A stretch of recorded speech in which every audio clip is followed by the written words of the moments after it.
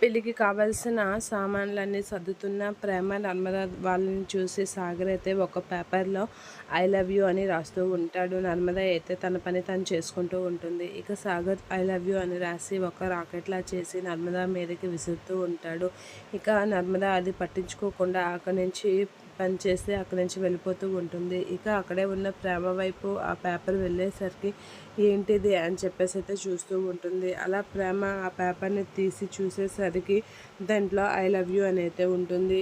ఇది ఎవరు రాశారు అనేది చుట్టూ వెతుకుతూ ఉంటుంది. అదే టైంలో అక్కడ సాగర్ బుక్ చూస్తూ ఉంటాడు. అలా బుక్ చూస్తూ ఉన్న సాగర్ని చూసి వీడేనా ఈ ఎదవ పని చేసింది అని చెప్పేసి చాలా కోపంగా లేగి ఏంట్రా ఇది అని చెప్పేసి అయితే అంటూ ఉంటుంది.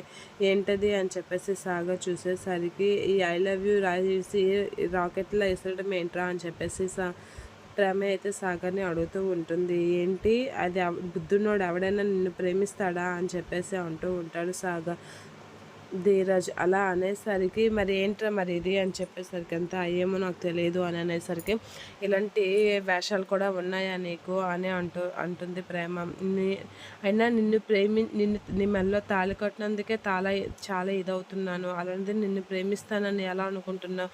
నీ ముఖాన్ని ఎప్పుడైనా అద్దంలో చూసుకున్నావా అని చెప్పేసి సాగర్ అయితే ధీరజ్ అయితే ప్రేమని అనేసరికి అవును మరి నువ్వు అందంలో మన్మధుడివి కదా, అందుకే నేను ప్రేమించాలి అని చెప్పేసి అంటూ ఉంటుంది.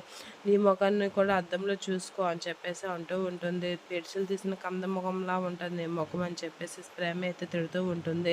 ఎక్కువ చేయకుండా నోరు మూసుకొని నువ్వు అద్దం చూసుకొని మాట్లాడు, నన్ను అనడం కాదు అని చెప్పేసి అంటూ ఉంటుంది.